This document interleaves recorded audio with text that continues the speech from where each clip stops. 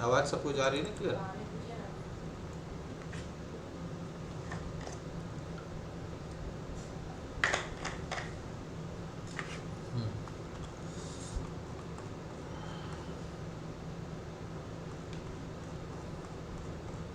देखो जोन में मैंने क्या बताया था, जोन में आपको बताया था क्या कि आपको बेस कैंडल आइडेंटिफाई करना है और एक मूव होना चाहिए, drop base rally, rally base drop, या फिर rally base rally, drop base drop. यही 4 तरह का पैटर्न मैंने बताया था। अब उसमें प्रॉब्लम क्या आ रही है आपको कि आपको हर जगह ये पैटर्न दिख रहा है, ये पैटर्न्स हर जगह दिख रहा है कि यहाँ भी रैली बेस रैली है, ड्रॉप बेस ड्रॉप है।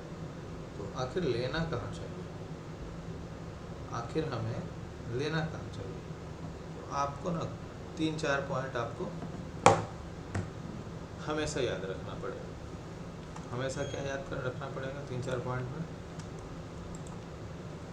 जैसे फर्स्ट पॉइंट हमारा क्या होगा कि स्ट्रेंथ ऑफ मूव।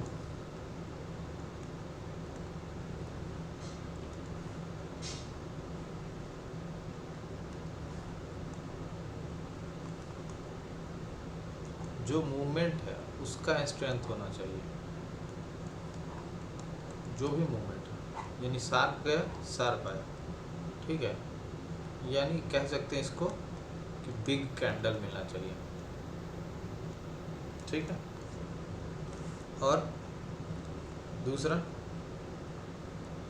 ये समझ गए, दूसरा चीज़ आपके लिए क्या होना चाहिए? Freshness, freshness of zone. Freshness of zone क्या है?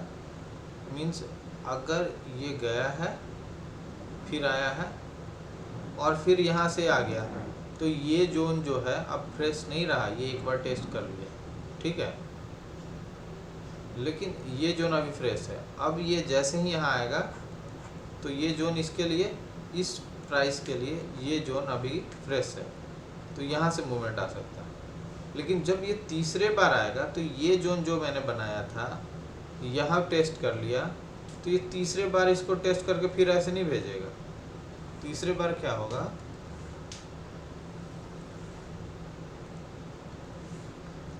तीसरे बार ये निकल जाएगा। अब ये जोन डिमांड की तरह काम करने लगेगा। पहले ये जोन था सप्लाई की तरह और ये था डिमांड की तरह, समझे? अब देखो ये जोन टेस्टेड है, यहाँ पे ये जो जोन था यहाँ पे टेस्ट कर लिया, तो अगर कभी मार्केट किसी और टाइम में यहाँ आती है तो मार्केट यहाँ पे इसे एज ए डिमांड की तरह बिहेव नहीं करेगी, क्योंकि इसने एक बार टेस्ट किया हुआ है। हो सकता है यहाँ पे कुछ बायर आएंगे, लेकिन गारंटी नहीं है कि ये ऊपर ले जाएंगे, हो सकता है नीचे लेके चला जाए। तो ये डिमांड सप्लाई की तरह भी काम यहाँ कर सकता है। तो पहला हमारा बिग कैंडल होना चाहिए या बिग मूव होना चाहिए, या फिर कह सकते हैं मूवमेंट में स्ट्रेंथ होना चाहिए। और दूसरा क्या हमारा हो गया कि जोन हमारा फ्रेश होना चाहिए। अब देखो फिर क्या हुआ, तीसरा क्या है, प्रीवियस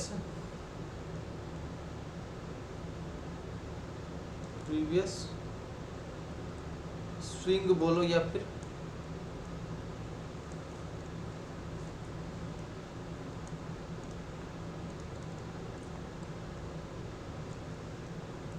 ब्रेक होना चाहिए, ठीक है। अब क्या हुआ इसमें, इसने क्या किया है कि कुछ तो बनाया होगा यहाँ पे, ठीक है। तो ये जो है हमारा सपोर्ट, ये अगर ब्रेक किया हुआ तो पहला चीज़ क्या, बड़ा मूव मिला यहाँ पे हमको, तो फर्स्ट टिक हो गया।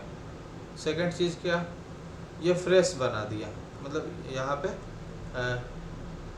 इसके पहले कोई जोन होगा वो फ्रेश जोन होगा इससे पहले, और वहीं पे ये बनाया है, तो ये बना दिया बिग कैंडल। बिग कैंडल हो गया, बिग कैंडल हो गया, यहाँ से ये सपोर्ट को ब्रेक किया, यानी प्रीवियस सपोर्ट को इसने ब्रेक किया है बिग कैंडल से। तो दूसरा हो गया, यानी ये पहली बार प्रीवियस को ब्रेक किया है और यहाँ से बिग कैंडल के साथ नीचे आया है, ठीक है। दूसरा चीज़ क्या हो गया, मतलब ये भी क्लियर हो गया, ये भी क्लियर हो गया और ये भी क्लियर हो गया। बिग कैंडल और नया जोन क्रिएट किया और बिग कैंडल के साथ और लास्ट स्विंग या लास्ट सपोर्ट या रेजिस्टेंस को ब्रेक किया। तो ये जो कैंडल हो गया ना हमारा, इसके टॉप पे ये जोन हमारा एक तरह से स्ट्रॉन्ग जोन हो गया, यानी दोबारा ये आएगा यहाँ पे तो फिर ये नीचे की तरफ इसको पुश करेगा, मीन्स सप्लाई की तरह यहाँ बिहेव करेगा। तीन चीज़ हो गया। अब चौथा चीज़ क्या होता है, ये सारा मैं उस पर दिखाऊंगा, चार्ट पे भी दिखाऊंगा, परेशान मत हो। चौथा होता है कि जो रिस्क रिवार्ड है,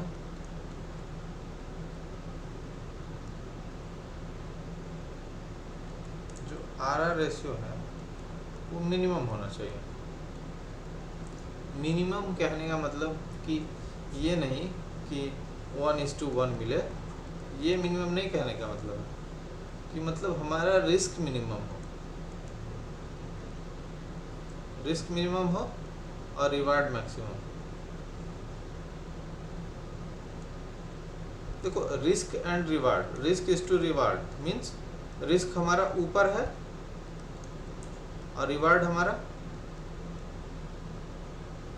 यही होता है ना, रिस्क डिवाइडेड बाय रिवार्ड, यानी ऊपर की वैल्यू जितनी कम होगी और नीचे की वैल्यू जितनी ज़्यादा होगी, इसका मतलब क्या है, आरआर रेशियो मिनिमम है। अब ये देखो मैथमेटिक्स का थोड़ा सा टर्म्स है, आपको नहीं समझ आएगा तो बता देना मुझे। मतलब रिस्क जितना ही कम होगा और रिवार्ड जितना ही ज़्यादा होगा, मीन्स आरआर रेशियो उतना ही कम होगा। समझ गए। और आरआर रेशियो में अगर मैं कहूँ कि रिस्क जितना ही ज़्यादा है और रिवार्ड थोड़ा सा है, तो यहाँ पे आरआर रेशियो क्या हो जाएगा, मैक्सिमम हो जाएगा। तो हमें क्या रखना है, आरआर रेशियो मिनिमम रखना है। मीन्स अगर हमें कोई जोन दिखा है, ठीक है, यानी यहाँ पे अगर मेरा बाइंग होता और यहाँ पे एसएल होता, तो यहाँ पे समझ जाओ कि 10 पॉइंट है और यहाँ से यहाँ तक मुझे मिला 30 पॉइंट या फिर 40 पॉइंट, तो हमारा 4:,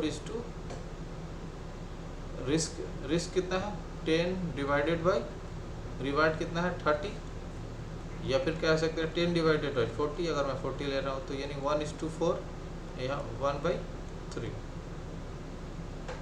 लेकिन ऐसे आप नहीं समझोगे, ऐसे बार बार कंफ्यूज हो जाओगे।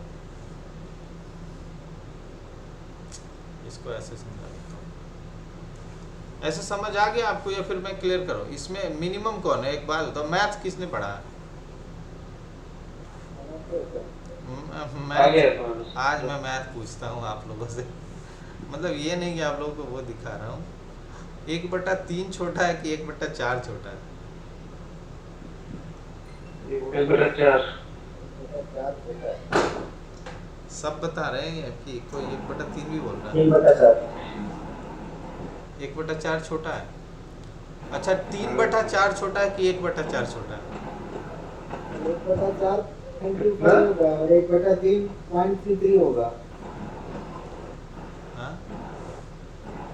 1/4 0.25 होगा और 1/3 0.33 होगा। 1/3 और 1/4, ठीक है। यहाँ साइन बनाना है कि ये वाला साइन सही होगा या फिर ये वाला, ये बहुत 4/3 या 3/4।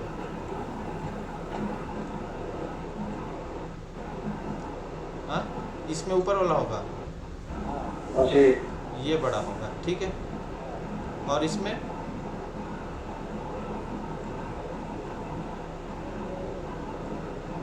इतना सोच रहे हो इसमें पहले वाला होगा।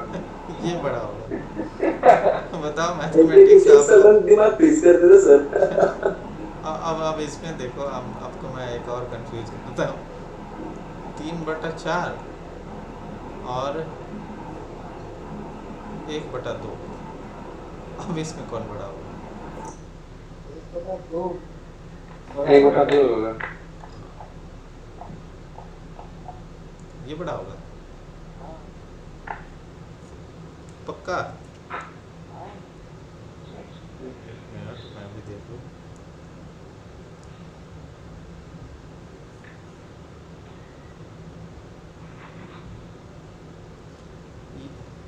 ये 3/4 ये पहला बड़ा 3/4 बड़ा 0.75 होगा। वही मैं कहूँ कि मैं भी कंफ्यूज हो रहा हूँ। अरे सर 3 के देखो देखो देखो, आपको मैं थोड़ा मैं आपको मैथ का प्रैक्टिस बता देता हूँ, आपको इतना कंफ्यूज होने की ज़रूरत नहीं है, मैथ ही सिखा देता हूँ। देखो आप क्या करो, दोनों को मल्टीप्लाई कर दो, इसको इससे, तो 4 और 3 आ गया, यही आया। इसमें इससे कर दो, इसमें इससे कर दो, तो ये 16 आई है, 9 आ गया। इसमें इससे कर दो, 6 आ गया, इसमें इससे कर दो, 4 आ गया। देखो तो ये बड़ा हुआ, ये बड़ा हुआ, ये बड़ा हुआ।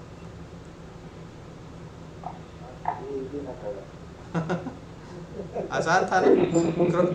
क्रॉस मल्टीप्लाई करके अब देख। से तो मल्टीप्लिकेशन इजी लग रहा है। हाँ, ये ज़्यादा इजी होता है, ये ना एग्ज़ाम्स में पूछते हैं, गवर्नमेंट एग्ज़ाम कोई भी हो ना तो एप्टीट्यूड में पूछता है। लेकिन ऐसे आप समझ लो कि ये 1 है, 1 वाले का मैं बता रहा हूँ कि 1 है, 1 का 3 हिस्सा, 1 का 4 हिस्सा, तो एक हिस्सा में 4 लग गया, एक हिस्सा में 3 है, तो ज़्यादा यही होगा ना।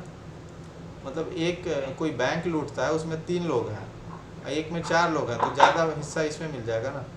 ये 1 वाले के लिए हो गया। ऐसे भी नॉर्मल याद रखो, जिसका नीचे का वैल्यू सबसे ज़्यादा होगा वही छोटा होगा, समझे? अब ये नहीं कहते ना कि ये छोटा है, क्योंकि इसके ऊपर का वैल्यू अलग है। तो इसमें वो क्रॉस मल्टीप्लाई करने वाला बहुत इजी मेथड है, चाहे कितना भी दे दें, आप एक दूसरे को क्रॉस मल्टीप्लाई कर दो, जिधर की वैल्यू ज़्यादा आएगी वो बड़ा हो जाएगा, समझे? ये मैथ का था थोड़ा सा।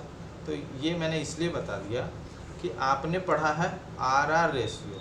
RR रेशियो मीन्स क्या कर दिया आपने इसमें कि रिस्क एंड रिवार्ड, क्या पढ़ते हैं? Risk and reward. तो हम लोग कहते हैं कि जितना रिस्क एंड रिवार्ड ज़्यादा होगा उतना ज़्यादा अच्छा होगा, लेकिन मैं यहाँ पे क्या कर रहा हूँ, जितना मिनिमम होगा वो ज़्यादा अच्छा होगा। बात समझ रहे हैं? लोग क्या कहते हैं कि रिस्क एंड रिवार्ड आपको जितना ज़्यादा अच्छा होगा, जितना ज़्यादा होगा वो बढ़िया होगा। नहीं, रिस्क एंड रिवार्ड जितना मिनिमम होगा वो अच्छा होता है, और रिवार्ड एंड रिस्क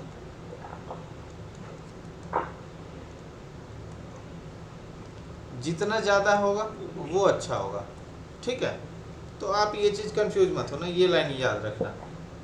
यानी जहाँ पे रिस्क एंड रिवार्ड आपको मिनिमम मिल रहा है वो अच्छा जोन आपका होगा, समझे? तो ये आपके कितने पॉइंट होगा? 1 पॉइंट बिग कैंडल होना चाहिए, फ्रेशनेस ऑफ जोन होना चाहिए, और प्रीवियस स्विंग ब्रेक होना चाहिए, और रिस्क रिवार्ड हाई होना चाहिए, ठीक है? और एक और है जो मैंने अभी आपको बताया नहीं है, लेकिन थोड़ा सा मैं उसको ये इसमें बता दूँ। एक और क्या है कि जैसे आप नहीं, प्रीवियस सपोर्ट बता तो दिया, प्रीवियस सपोर्ट रेजिस्टेंस तो बता दिया कि उसमें आ जाएगा। एक मैंने आपको नहीं बताया कि पहला ये स्ट्रेंथ हो, मैंने बिग कैंडल हो, फ्रेशनेस हो जोन का, जितना ज़्यादा फ्रेश हो, उसमें क्या हो, लास्ट स्विंग ब्रेक हो, यानी लास्ट सपोर्ट या रेजिस्टेंस जो भी हो, स्ट्रॉन्ग जितना भी हो, वो ब्रेक कर गया हो, वो अच्छा है। तीसरा क्या, रिस्क एंड रिवार्ड वहाँ पे मेरा मिनिमम हो, मींस कम रिस्क में हम ज़्यादा रिवार्ड ले रहे हैं। मिनिमम कहने का मतलब रिस्क मेरा कम है और रिवार्ड मेरा ज़्यादा है, समझे? ये 1 2 3 4 और 4 हो गया। अब 5 जो मेरा है ना, 5 क्या है कि जो मेरा जोन बना है, जो मेरा जोन बना है, ये बना हमारा सप्लाई जोन, और ये बना मेरा डिमांड जोन। तो ये जोन अगर मैं बड़े टाइम फ्रेम पे देखूं, मीन्स अगर मैं इसको आवरली पे देख रहा हूँ, और मैं अगर डेली पे देखूं या मंथली पे देखूं, और दोनों जोन एक ही एक ही जगह पे हो या एक दूसरे पे ओवरलैप हो या एक दूसरे के अंदर हो तो वो ज़्यादा स्ट्रांग होता है। हाँ, समझ गए? यानी आपने मंथली में कोई जोन बनाया है, इतना बड़ा जोन बना, और जैसे ही आपने उसको चेंज किया, आवरली में चेंज किया, यानी अपना टाइम फ्रेम आपने जैसे ही चेंज किया नीचे की ओर, तो हो सकता है कि कोई आपका जोन, छोटा जोन बन रहा होगा, वो इसके अंदर बन रहा होगा या इसके साथ बन रहा होगा, ठीक है, या इसके पीछे बन रहा होगा। 3 केस हो सकता है, या तो इसके साथ बन रहा हो, या तो इसके नीचे बन रहा हो, या तो इसके वो, समझे? तो ये जो एक साथ जब एक अलाइनमेंट आ जाए तो ये ज़्यादा स्ट्रॉन्ग होता है, समझे? और अगर मंथली में या फिर बड़े टाइम फ्रेम का जोन के ऊपर ये जोन है तो हमारा जोन ये ज़्यादा स्ट्रॉन्ग है, ये थोड़ा नीचे आने का चांसेस बढ़ जाता है। तो हमें कौन सा देखना है कि अगर जोन के अंदर जोन बन रहा है, वो जोन अगर मिलता है हमारा, एक ही अलाइनमेंट में मिलता है, वो ज़्यादा स्ट्रॉन्ग होगा। तो ये हमारे थे 5 पॉइंट। अब इन 5 पॉइंट से हम अब चार्ट में देखेंगे कि कौन सा जोन कहाँ वैलिड है, कौन सा जोन वैलिड नहीं।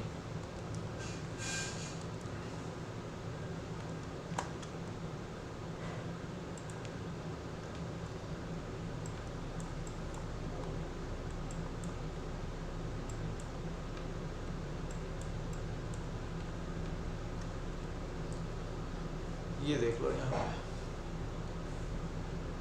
रैली बेस रैली, ठीक है। तो जब ये जोन हमारा क्रिएट हुआ है, ये जोन क्रिएट हुआ है, तो क्रिएट होने के बाद देखो इसको इसने वो किया, ब्रेक किया, मीन्स रैली, ये पूरे को हम एक एरिया ले सकते हैं कि एक जोन की तरह है एरिया, ठीक है। तो जैसे ही इसको क्रॉस किया, ये पहले तो बिग कैंडल है, बिग कैंडल है। दूसरा क्या है, एक बेस कैंडल के साथ में जो ये रेजिस्टेंस बन रहा था वो भी ब्रेक किया है। तीसरा क्या है, ब्रेक करने के साथ ये फ्रेश बनाया है, ठीक है। ये हो गया। चलो पहले उससे समझा देता हूँ, फिर इसके बाद आपको चार्ट से समझाऊंगा, ज़्यादा क्लियर होगा। पहले पीपीटी से समझा दो।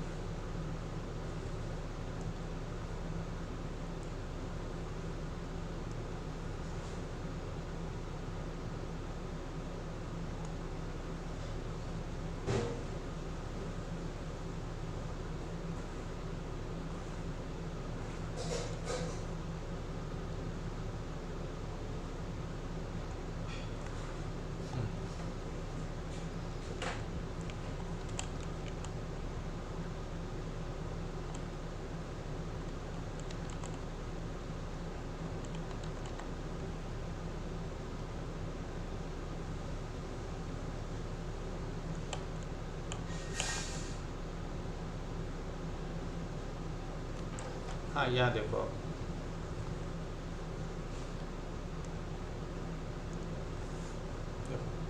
ये अप मूव था, रैली, ये बनाया बेस, फिर ड्रॉप है। तो पहला चीज़ क्या है, एक बहुत स्ट्रॉन्ग कैंडल है, ये हमारा बिग कैंडल है, ठीक है, बिग कैंडल है। बिग कैंडल के साथ साथ ये फ्रेश है, इसके पीछे कोई टेस्टेड नहीं, ये फ्रेश जोन अभी क्रिएट किया है, पीछे नहीं दिख रहा है लेकिन अगर होगा वैसा। तो बिग कैंडल के साथ फ्रेश जोन है, और साथ में इसने ये सपोर्ट को तोड़ा है, ये जो यहाँ से ऐसे गया था, इस सपोर्ट को ब्रेक किया है। तो ये जोन हमारे लिए अच्छा है जोन, ठीक है। अगर नेक्स्ट टाइम ये बनाता है जोन, तो इसमें प्रॉब्लम क्या आ गया कि फ्रेशनेस नहीं है, फ्रेशनेस नहीं है, फ्रेशनेस नहीं है क्योंकि ये इस जोन को टेस्टेड जोन है, ये समझे। तो फ्रेशनेस नहीं है, लेकिन ये गारंटी नहीं है कि यहाँ से डाउन मूव आएगा कि नहीं आएगा। लेकिन अब उस समय हम कैसे पता करेंगे कि यहाँ से ये सप्लाई की तरह बिहेव, मतलब नेक्स्ट टाइम अगर यहाँ आता है इस जोन के पास तो सप्लाई की तरह बिहेव करेगा कि नहीं, ये कैसे पता करेंगे? तो जब पता करेंगे कि जब आके इस जोन के बाद पास एक हॉल्ट कैंडल बनाता है या हॉल्ट करता है, तब ये इसको रिस्पेक्ट नहीं करेगा। यानी अगर मुझे वहाँ से रिजेक्शन मिलना होगा इस जोन से, तो वो क्या करेगा, वहाँ पे जाके ये जाएगा और यहीं कोई रिजेक्शन बनाएगा और डाउन मूव हो जाएगा। लेकिन अगर ये इसको ब्रिज करता है या फिर इसी जोन में हॉल्ट करता है, तो तीसरी बार में यानी फर्स्ट, सेकंड और ये थर्ड, इसके टाइम में ये निकल जाएगा। यानी समरी क्या है, हमारा एक फास्ट मूव वाला कैंडल पकड़ना है। जहाँ भी बड़ा रैली हुआ है, चाहे बैंक निफ्टी हो या जो भी हो, जहाँ भी बड़ा रैली है उसको पहले पकड़ना है। तो देखो, पहले चीज़, जब बड़ा रैली वहाँ मिला है मुझे, तो प्रीवियस सपोर्ट रेजिस्टेंस तो ब्रेक करेगा, समझे, प्रीवियस सपोर्ट रेजिस्टेंस ब्रेक करेगा। फिर दूसरा चीज़ क्या है कि वो अब कितना फ्रेश है ये आपको आइडेंटिफाई करना है पीछे का वो देख के। तीन चीज़ हो गया। चौथा चीज़ क्या था कि जब मैं इसको देख रहा हूँ तो यहाँ रिस्क जो था ऊपर की ओर, ये सेल यहाँ था मेरा, और रिवार्ड इतना अच्छा था। तो जब रिस्क रिवार्ड अच्छा है तो आगे भी अच्छा मिल सकता है।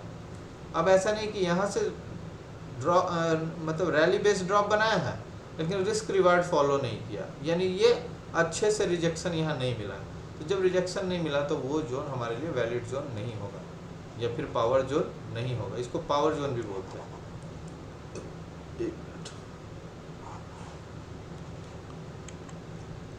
इसमें आप देखो,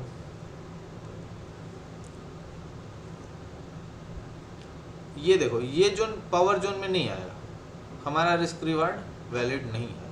लेकिन अब जो नेक्स्ट टाइम ये जोन ये क्रिएट किया है, ये हमारा पावर जोन में आएगा। ये जोन हमारे लिए फ्रेश जोन की तरह काम करेगा, ना कि इस जोन को कहेंगे कि ये टेस्टेड है। ये हमारे लिए फ्रेश है। मीन्स कैसे, ये यहाँ गया, सॉरी यहाँ गया और फिर इसको ब्रेक किया। तो ये जो जोन था यहाँ पे था, ये जो आया ये वाला लाइन इतना दूर, इसको जोन नहीं क्रिएट करेंगे। ये जोन हुआ हमारा फ्रेश जोन। ये फ्रेश जोन हुआ क्योंकि इसका रिस्क रिवार्ड बहुत मिनिमम था, ठीक है। दूसरा, बिग कैंडल, 1 2 3 बिग कैंडल थे। तीसरा, इसने यहाँ भी ब्रिज किया सपोर्ट को, यहाँ भी ब्रिज किया सपोर्ट को, यानी नेक्स्ट टाइम मिलेगा तो वो मूव हम कैच करेंगे, ठीक है। इसमें तो दिखा दिया है कि ये कैंडल की वजह से है, क्योंकि जब ये कैंडल ये अलग वो है, ये पावर जोन का एग्जांपल नहीं है, क्योंकि इसमें सिर्फ दिखाया है कि ऐसे कैंडल बनते हैं बेस कैंडल, तो वहाँ पे हम जोन ड्रॉ करते हैं। लेकिन स्ट्रॉन्ग जोन नहीं है ये, समझे। अब ये देखो,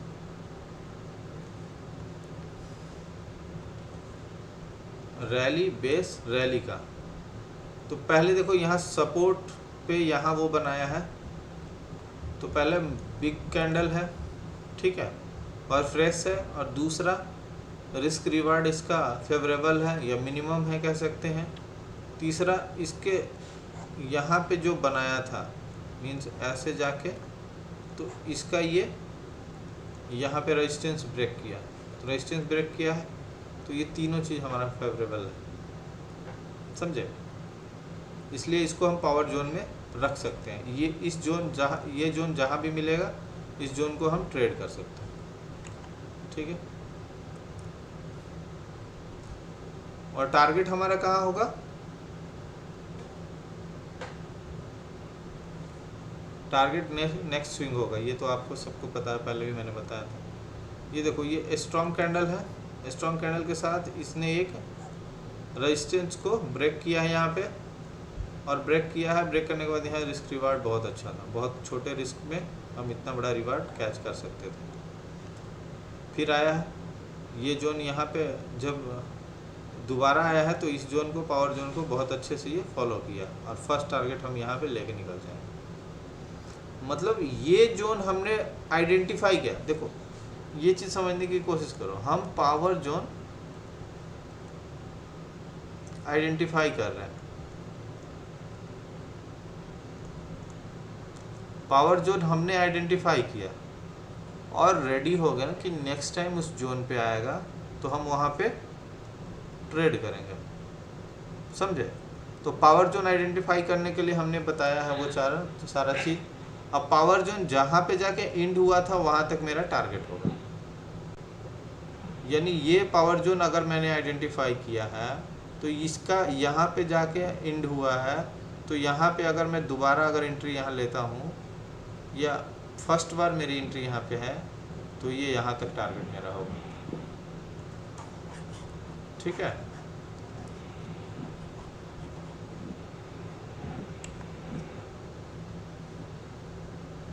अब देखो इसमें बिग कैंडल, बेस कैंडल, और इस बेस कैंडल को इसने ब्रेक किया है और इसका रिवर्ट बहुत अच्छा था। ये यहाँ पे आया तो हमारा टारगेट इस पावर जोन के पास ही, मतलब ये जोन जहाँ तक गया है वहीं तक का टारगेट होगा। यहाँ से आते ही वो रिएक्ट किया, ठीक है। मैक्सिमम टारगेट हमारा वहाँ तक का होगा। ये समझ गए, पावर जोन आपको समझ में आ गया है? एकदम परफेक्ट सर। आगे चलेंगे चार्ट पे जब देखेंगे 15 मिनट पे, तो मैं चाह रहा हूँ कि 15 मिनट के चार्ट पे ना इसको थोड़ा सा प्रैक्टिस करेंगे तो ज़्यादा वो हो जाएगा, मतलब हैबिचुअल हो जाएंगे, क्योंकि हम 15 मिनट में ट्रेड करते हैं इंट्राडे में, ये फिर स्टॉक जो ट्रेड करते हैं इंट्राडे में। देखो उसमें आप ऐड कर सकते हो कि वॉल्यूम ज़्यादा होनी चाहिए, ये तो यार ऑब्वियस सी बात है, वहाँ जब बड़ा कैंडल बना होगा तो वॉल्यूम ज़्यादा ही होगी, ठीक है। तो ये कहने की बात है, अपना अपना स्टाइल है, क्लोजनेस हो, क्लीन क्लोजनेस।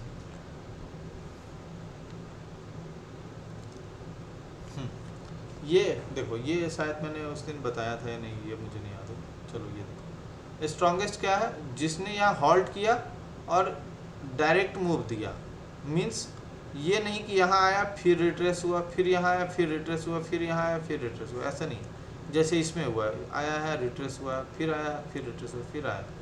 इसमें देखो क्लियर है ही नहीं, ये ऐसे ऐसे जा रहा है। कभी कभी आप देखते होंगे कि बैंक निफ्टी का मूवमेंट जो है ऐसे ऐसे रहता है, मतलब पूरे दिन में उसने 500 पॉइंट नीचे तक मतलब दिखा दिया कि 500 पॉइंट नीचे तक गया है वो, या 1000 पॉइंट नीचे तक गया है, लेकिन आपको एक भी ट्रेड नहीं मिलेगा, क्योंकि जितना ये जा रहा है आ रहा है, जा रहा है आ रहा है, मतलब जितना जा रहा है उतना रिट्रेसमेंट हो जा रहा है। तो इस तरह के मूव को अवॉइड करना चाहिए। तो इस तरह के जोन को हम क्या बोलते हैं, वीक बोलते हैं, वीक जोन। तो वीक जोन में हमें काम ही नहीं करना। दूसरा क्या है, स्ट्रॉन्ग जोन, जो ऐसा बने स्ट्रॉन्ग जोन क्या था, इसमें फास्ट था, बिग कैंडल था, लास्ट सपोर्ट ब्रेक किया था और रिस्क रिवर्ट बहुत अच्छा था, और कह सकते हैं कि क्लीन था एकदम जोन। ये हमारे लिए चार्ट पे ऐसे कैंडल जहाँ भी दिखते हैं हम चार्ट पे वो जोन ड्रॉ करके छोड़ देंगे।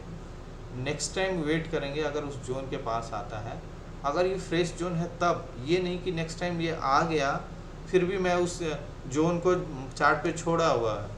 जैसे मैं भी पहले शुरू में क्या करता था कि चार्ट पे ऐसे जोन बना दिया, अब ऐसा थोड़े है कि रोज इसी जोन से रिएक्शन देगा, तब तो मार्केट चलेगा ही नहीं, 2 कदम भी नहीं चलेगा, वहाँ जाके फिर रिएक्शन मिलेगा उसको। डिमांड सप्लाई, वो नया डिमांड या नया सप्लाई बनाएगा, उसके अकॉर्डिंग चलेगा मार्केट। अब इसलिए पुराने जितने आपने सप्लाई बनाए हैं या डिमांड बनाए हैं, अगर वो टेस्टेड है उनको छोड़ दो, आप उसको डिलीट करो। नया जहाँ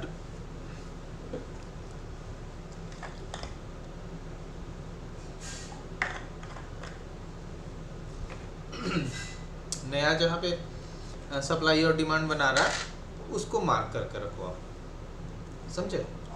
समझ गए? बहुत इजी था, कोई ज़्यादा कुछ था नहीं, बस इन चीज़ों को हम ट्रेड के टाइम में नहीं भूलेंगे। नहीं तो बहुत बार होता है कि आप सीख लेते हो बहुत अच्छे से और ट्रेड के टाइम में ये चीज़ भूल जाते हो कि यार ये तो भूल ही गया मैं तो। ठीक है, देखो ये लेवल देखो, बिना हॉल्ट किए हुए इसने रिजेक्शन दिया, बिना हॉल्ट किए, यानी बेस कैंडल। जैसे मैंने एक बताया था कि जब मार्केट नीचे गिरता है, ऐसे गिरने के साथ कोई ग्रीन कैंडल बना दे और मार्केट अपसाइड मूव दे दे, यानी यहाँ पे आपको बेस कैंडल ही नहीं दिखा, तो इस तरह के कैंडल को स्ट्रॉन्ग जोन बोल सकते हैं, ठीक है। क्योंकि स्ट्रॉन्ग जोन या पावर जोन का मैंने बता दिया डेफिनेशन क्या है, क्या क्या चीज़, 4-5 चीज़ है जो फॉलो होना चाहिए। 4 चीज़ तो कम से कम फॉलो होना चाहिए, उस जोन को आप पावर जोन बोल सकते हो। अब ऐसा नहीं है कि ये रिजेक्शन दिया है और फिर यहीं पे अटक गया, तो ऐसे को जोन को अवॉइड करेंगे। अब ये देखो यहाँ पे स्ट्रॉन्गेस्ट क्या था, जैसे ही पिन बार यहाँ बनाया है तुरंत रिजेक्शन डाउन ट्रेंड के लिए देते हैं। ये भी स्ट्रॉन्ग है क्योंकि ज़्यादा देर हॉल्ट नहीं किया, दिया है। ये देखो बहुत देर तक हॉल्ट किया है और दिया है। लेकिन एक चीज़ आप याद रखो, ये सारे चीज़ 100% वर्क नहीं करता है, क्योंकि कभी कभी क्या होगा कि बैंक निफ्टी का मूव यहाँ से दिखाएगा आपको कि बहुत नीचे। अभी जैसे देख लो M&M का मैंने ऐसे ऐसे वो किया हुआ कि यहाँ से ब्रेकआउट होगा, लेकिन एक ही रेंज में ये फंसा हुआ, इसके ऊपर ना जा रहा है ना नीचे जा रहा है। तो अब इतने दिन तक हॉल्ट किया है, नीचे नहीं गया है, तो थोड़ा सा वीक हो जाता है। मीन्स एक मूव मिलेगा, इस तरह का मूव नहीं मिलेगा, क्योंकि ये जोन बहुत दिन तक इस जोन में टाइम स्पेंड किया है, इसको ट्रिगर होने के लिए बहुत टाइम लग गया, समझे।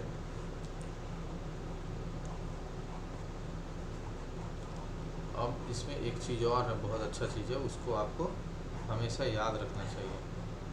जब जोन आइडेंटिफाई करने आ गया, आपको स्ट्रॉन्ग और वीक जोन आइडेंटिफाई करने आ गया, तो दूसरा क्या हो गया आपको कि अब एंट्री कैसे लेना है। अब एंट्री कैसे लेना है,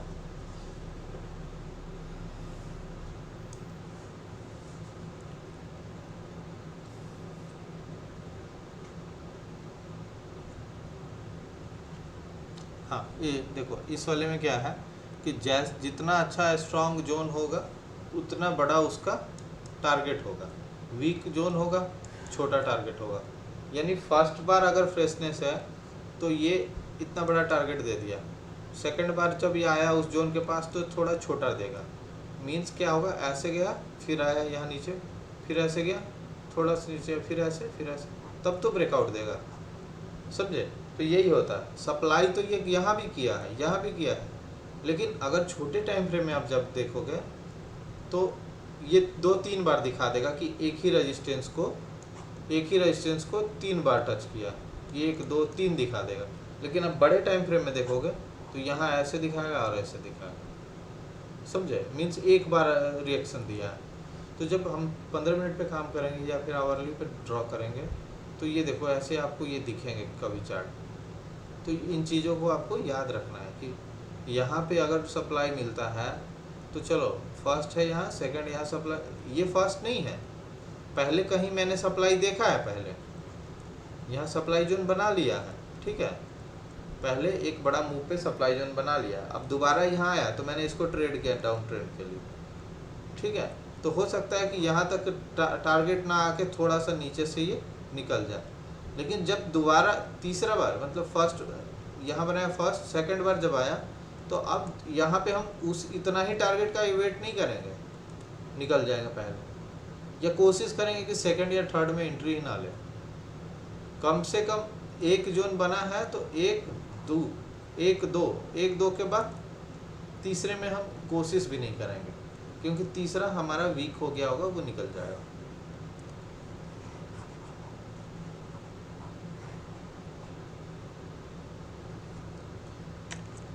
अब ये देखो ये बहुत अच्छे से समझाया। यहाँ पे स्ट्रॉन्ग सप्लाई था, फिर थोड़ा सा वीक हो गया, फिर और वीक हो गया, और यहाँ ग्रीन सिग्नल, यानी ये बन गया अब डिमांड जोन, समझ गए। यहाँ था सप्लाई जोन, जैसे ही रिएक्शन दिया यहाँ पे फिर बायर आया, फिर रिएक्शन दिया फिर बायर आया, फिर रिएक्शन दिया फिर बायर, यानी फर्स्ट सेकंड थर्ड में ये निकल गया।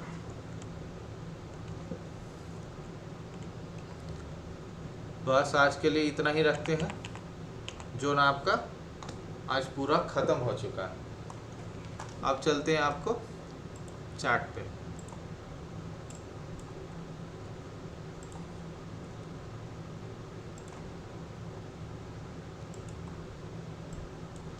पंद्रह मिनट का मैंने बैंक निफ्टी का चार्ट लगाया है, ठीक है।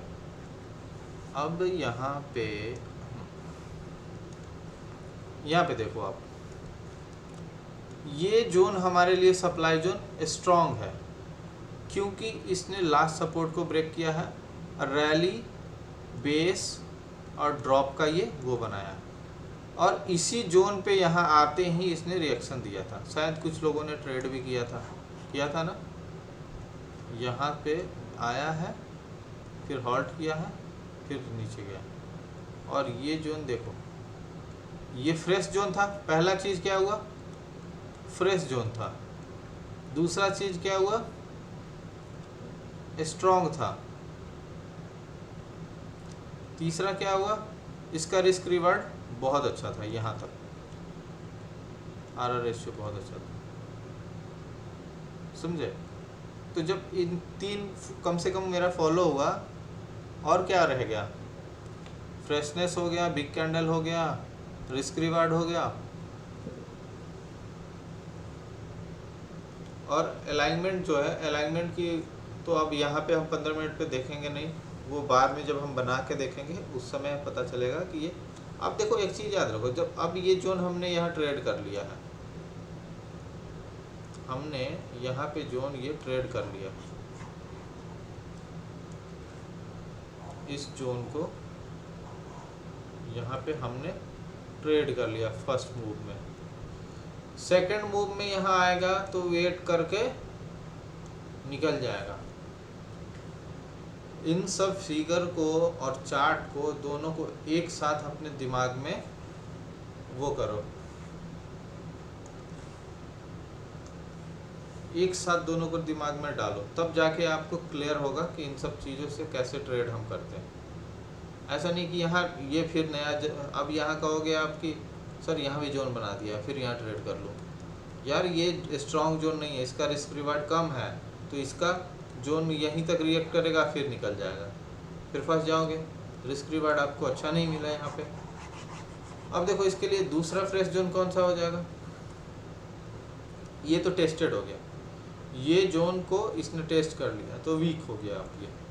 अब हमारे लिए ये जोन देखो बहुत सही जोन है, सब प्रीवियस सपोर्ट ब्रेक किया है, प्रीवियस सपोर्ट ब्रेक किया है, स्ट्रॉन्ग जोन है, फिर रिस्क रिवार्ड इसका बहुत अच्छा है, ठीक है, मतलब बहुत मिनिमम है रिस्क रिवार्ड रेशियो, और ड्रॉप रैली बेस ड्रॉप का ये वो साइन बनाया है।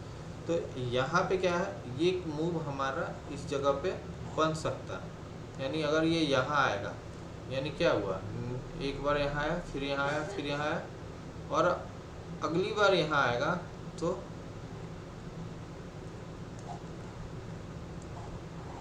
समझो चार्ट को कुछ अलग नहीं। आपको क्या पकड़ना है बैंक निफ्टी में या निफ्टी में, कहीं भी आप ट्रेड करो, आपको कैसे मूव पकड़ना है। आपको मान लेते जोन का इतना सारा चीज़ नहीं समझ आ रहा है,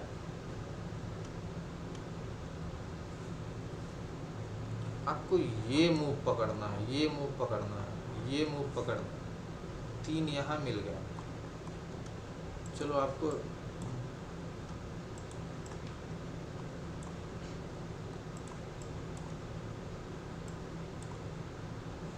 अब डिमांड में देखो, आप डिमांड में ये डिमांड, ये डिमांड, ये सब स्ट्रॉन्ग डिमांड है। ये आपको अगर नेक्स्ट टाइम यहाँ आता है तो डिमांड जोन बहुत अच्छे से काम करेगा। ये डिमांड, ये डिमांड, ये सप्लाई, अभी देखो ये आया था यहाँ पे, अभी वो नहीं किया, बस यहाँ थोड़ा बेरिश हुआ था, लेकिन मार्केट में स्ट्रेंथ था कि वो ऊपर निकल गया। ये इसलिए उतना अच्छा नहीं किया क्योंकि ये इतने देर तक रेंज में अटका हुआ था, फिर गया। ये याद होगा आपको, इस दिन का ट्रेडिंग याद होगा, किसी को याद है क्या हुआ था इस दिन?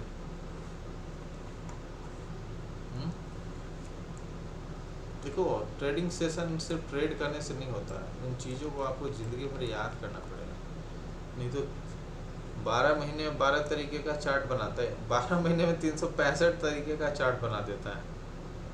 और आप एक चीज़ आप आज या कुछ दिन से पहले से आप ये समझ रहे होंगे कि जो लोग 1 महीना, 7 दिन, 10 दिन या 2 दिन का वेबिनार या फिर कुछ ऐसे ट्रेनिंग अटेंड करते हैं, जो नए हैं, जिन्होंने अभी अभी मार्केट में वो रखा है, मतलब कदम रखा है। अच्छा, किसी ने डाला था, नए ने शायद डाला था उसका वीडियो, वो लड़के का, कि 90% में आए हो रिटेलर, जब तक सीखोगे नहीं तब तक कमाओगे कैसे, कुछ ऐसा ही था कुछ, ठीक है।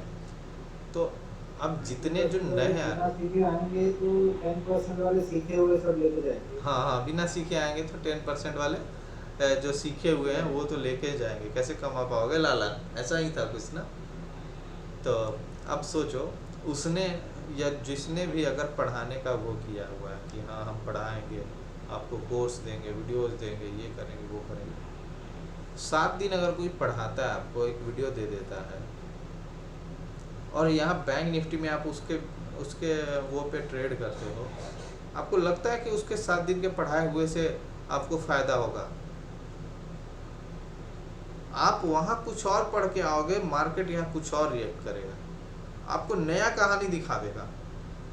मतलब एक बैट्समैन को सिखाया उसका कोच कि बॉलर ऐसे बॉल फेंकेगा ना, इन स्विंग कराएगा तो कैसे डिफेंस करना है, कैसे शॉर्ट पिच आएगा तो कैसे छक्का लगाना है, और वहाँ पता है कि 365 तरीके का बॉल आ रहा है, तो हर बॉल आपका यॉर्कर जाएगा, हर बॉल आपका बाउंसर जाएगा।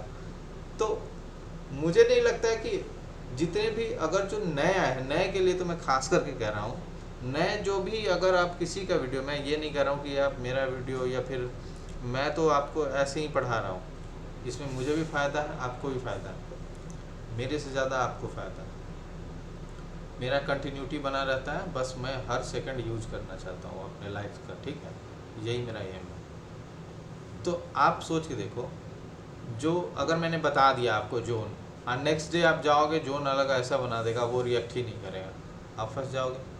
पता है क्या होता है, लोग सीख लेते हैं, नए आते हैं सीख भी लेते हैं, पैसे दे के सीख लेते हैं, उसके बाद क्या होता है, जब मार्केट में आते हैं तो एक टाइम आता है, शुरू में कुछ दिन ट्रेड करते हैं, एकदम फियरलेस होकर ट्रेड करते हैं, अच्छा प्रॉफिट भी हो जाता है, फिर उसके बाद जब लॉस उनका स्टार्ट होता है ना, तो जितना उसने पढ़ाया है, ये जितना उसने पीछे पढ़ा है, सारा वो भूल जाएंगे। और उसके बाद क्या है, अब उनको पुराने जितना पढ़ा हुआ चीज़ कॉन्सेप्ट दिमाग में था, वो एक भी काम नहीं आने लगेगा, क्योंकि अब उनको मार्केट रोज एसएल देगा, रोज नया लॉस देगा और रोज नया एक्सपीरियंस देगा। मतलब रोज नया मार्केट एक मूव ऐसा देगा कि आपको नया एक्सपीरियंस देगा कि अच्छा ऐसी जगह पे ऐसा होता है। आपको पता है, एक मैं चीज़ दिखाता हूँ, एक्सपायरी डे पे हम क्या पढ़ते हैं कि मार्केट ऐसे गया, ऐसे अपसाइड गया और यहाँ हॉल्ट कर गया, डाउन ट्रेंड बना दिया, तो हम लोग पढ़ते हैं कि अच्छा लोअर हाई बना रहा है, यानी ड्रॉप करेगा। पता है एक्सपायरी को अपसाइड मूव दे देता है। आपने पढ़ा है चैनल बनता है ऐसे, और अगर इस ट्रेंड पे ट्रेड कर रहा है तो अपसाइड, वो इस ट्रेंड लाइन पे ट्रेड कर रहा है तो अपसाइड मूव करेगा, लेकिन पता है उस दिन डाउन साइड मूव कर जाता है। ये सब मार्केट में एकदम अलग होता है। अब एक्सपायरी डे के दिन अगर आप कोई स्कूल टीचर से पढ़ के या किसी से पढ़ के आपने ट्रेड करना स्टार्ट कर दिया एक्सपायरी पे, तो वो आपको समझ नहीं आएगा, आपके पक्का एसएल कटने ही कटने हैं। इसलिए आप याद रखो, आपको प्रैक्टिस बहुत ज़रूरी है। आप कितना भी मेरे से पढ़ लो, किसी से पढ़ लो, जब तक आप तक मार्केट में प्रैक्टिस नहीं करोगे, मार्केट में एक चीज़ ध्यान में रखो, कभी भी आप प्रैक्टिस करो ना तो मार्केट पे प्रैक्टिस करो, आप दिमाग पे नहीं। कुछ लोग दिमाग में प्रैक्टिस करते हैं कि अच्छा इतना है, गया है तो इतना होना चाहिए, नहीं। आप मार्केट को देखो, मार्केट के अनुसार प्रैक्टिस करो, मार्केट जो कहता वो करो। बहुत बड़ी गलती होती है जब नए लोग मार्केट में आते हैं और देखते हैं कि बैंक निफ्टी आज 1000 पॉइंट चला है तो बोलते हैं कि अब कितना ऊपर जाएगा यार, 1000 पॉइंट तो चला गया है। तो उन्हें पता नहीं है कि बैंक निफ्टी 1000 पॉइंट नहीं, एक दिन में 2-2 हज़ार पॉइंट, 3-3 हज़ार पॉइंट जा सकता है। तो क्या करते हैं कि वो ट्रेड ही नहीं लेते हैं कि 1000 पॉइंट गया है अब आप ट्रेंड के लिए ना लें, ऊपर से नीचे के लिए शॉर्ट कर दें या पुट खरीद लें। उनको पता ही नहीं है, प्रिडिक्शन तो करना अभी आया ही नहीं है। 8-8 साल बीत जाते हैं लोग, फिर भी वो प्रिडिक्ट नहीं कर पाते ठीक से मार्केट को। और नए आते हैं जितने लड़के, सारे प्रिडिक्ट करते हैं मार्केट को। अब मार्केट चलो स्टॉक को तो प्रिडिक्ट करना वो अलग बात होता है, इंडेक्स को प्रिडिक्ट करते हैं। पता है इंडेक्स कितना मुश्किल होता है। एक लड़का मुझे सजेस्ट किया कि बिटकॉइन या डोजेकॉइन खरीद लेने के लिए। उसको मैंने सजेस्ट किया कि तुम एक दिन बैंक निफ्टी का वॉलेटिलिटी संभाल लोगे ना, 200 क्वांटिटी लेके, तो मैं समझ जाऊंगा कि तुम बिटकॉइन ट्रेड कर लोगे। तो हालत ख़राब हो गई उसकी, बिटकॉइन ट्रेड करेंगे। तो आपको साथ के साथ एक्सपीरियंस लेते चलना है, क्योंकि और सबसे बड़ी चीज़ मैं कहने के लिए ये कह रहा था क्या उस समय, कि जब आप इन चीज़ों को देखते हैं, आज का मार्केट गया, कल का मार्केट गया, आपको वो चीज़ भूलना नहीं चाहिए। बहुत लोग नए आते हैं, भूलते जाते हैं। आज मार्केट गया, कल क्या हुआ था बैंक निफ्टी में मुझे पता ही नहीं।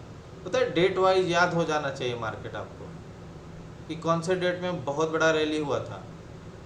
आपसे ज़्यादा जो लोग वहाँ बैठे हुए हैं ना, बड़े लोग, बड़े प्लेयर, उनको पता है सीजन वाइज याद रहता है कि किस सीज़न में ज़्यादा लॉस होता है, किस सीज़न में लॉस नहीं होता है, और किस सीज़न में मार्केट डाउन ट्रेंड चलता है, किस सीज़न में मार्केट अप ट्रेंड चलता है। इतना तक उन्होंने देखा हुआ है।